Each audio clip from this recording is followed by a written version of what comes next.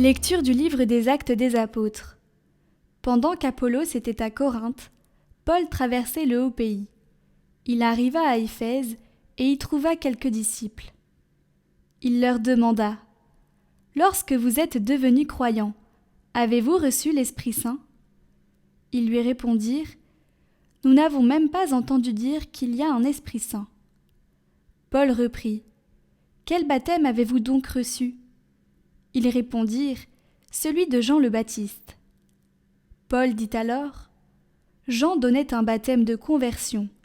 Il disait au peuple de croire en celui qui devait venir après lui, c'est-à-dire en Jésus. » Après l'avoir entendu, ils se firent baptiser au nom du Seigneur Jésus. Et quand Paul leur eut imposé les mains, l'Esprit Saint vint sur eux, et ils se mirent à parler en langue mystérieuse et à prophétiser. Ils étaient une douzaine d'hommes au total. Paul se rendit à la synagogue, où, pendant 3 mois, il prit la parole avec assurance. Il discutait et usait d'arguments persuasifs à propos du royaume de Dieu.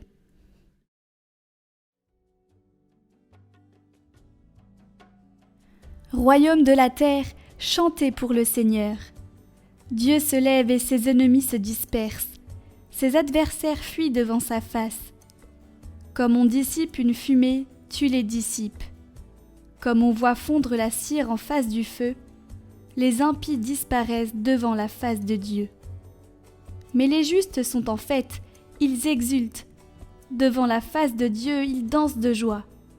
Chantez pour Dieu, jouez pour son nom. Frayez la route à celui qui chevauche les nuées. Son nom est le Seigneur, dansez devant sa face. Père des orphelins, défenseur des veuves, tel est Dieu dans sa sainte demeure. À l'isolé, Dieu accorde une maison. Aux captifs, il rend la liberté.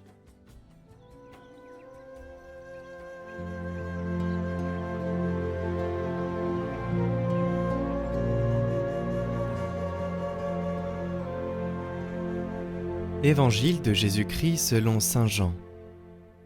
En ce temps-là, les disciples de Jésus lui dirent : « Voici que tu parles ouvertement et non plus en images.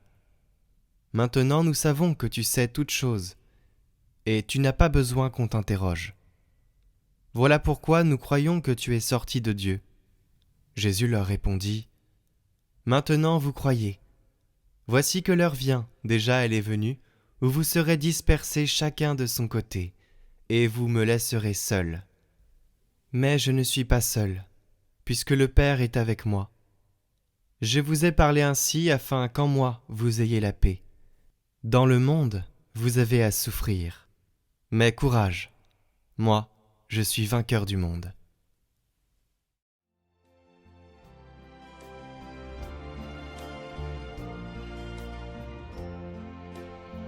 Commentaire de bienheureux Titus Brandsma. Dans le monde, vous trouverez la détresse. Mais ayez confiance, moi je suis vainqueur du monde. Bien que nous aimions tous la paix et que nous ayons au fond du cœur l'espérance que notre action en faveur de la paix ne sera pas inutile, ni vous ni moi ne pouvons éluder les pressions de ce temps. Cela signifie que nous ne pouvons pas nous libérer du doute général que, selon les lois de l'histoire, quelque chose puisse changer.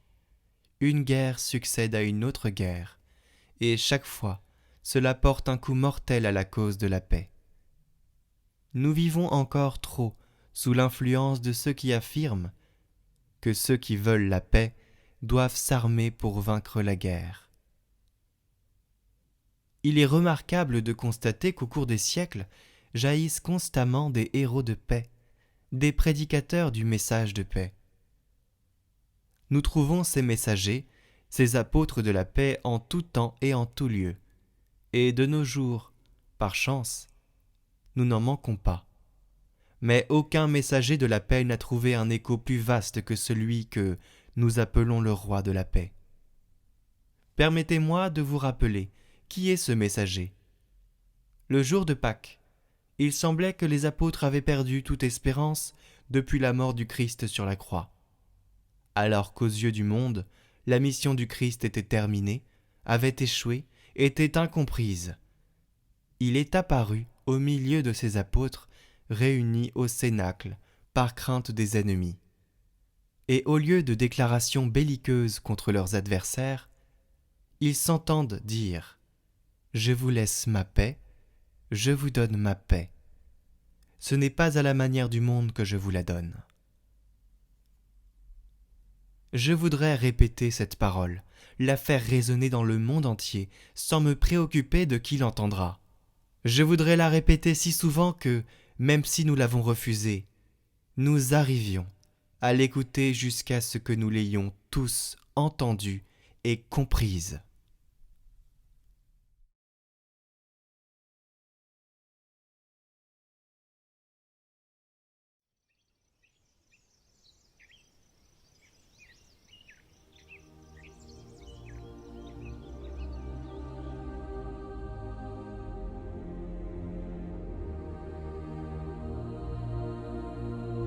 Jeanne d'Arc, ô Vierge bénie, par qui la France à l'agonie fut arrachée à l'oppresseur.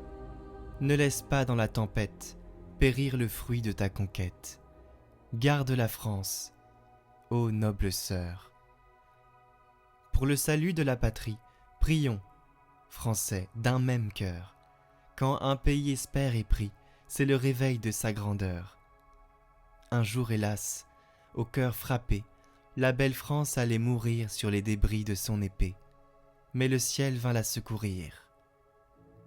Des voix d'en haut, Jeanne, inspirée, quitte sa mère et son troupeau, et la victoire inespérée suit désormais son blanc drapeau. Tout se relève en la patrie, comme la fleur au beau soleil, et Jeanne alors, l'âme attendrie, rend gloire à Dieu de ce réveil. Pour couronner sa foi sublime, la France, hélas, avait trop peu. Sur le bûcher, pure victime, Jeanne rendra son âme à Dieu. Lorsque le Christ, offrant qu'il aime, a prodigué tant de faveurs, le désespoir est un blasphème. Non, non, Français, en haut les cœurs. Autour de nous, si tout chancelle, gardons encore le souvenir. Sous l'étendard de la pucelle est abrité notre avenir. Jeanne d'Arc, ô Vierge bénie par qui la France à l'agonie fut arrachée à l'oppresseur, ne laisse pas dans la tempête périr le fruit de ta conquête. Garde la France, ô noble sœur. Ainsi soit-il.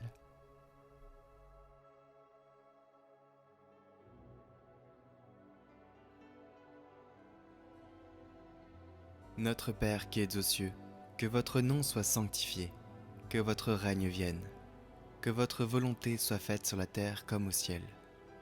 Donnez-nous aujourd'hui notre pain de ce jour. Pardonnez-nous nos offenses, comme nous pardonnons aussi à ceux qui nous ont offensés. Et ne nous laissez pas entrer en tentation, mais délivrez-nous du mal. Amen.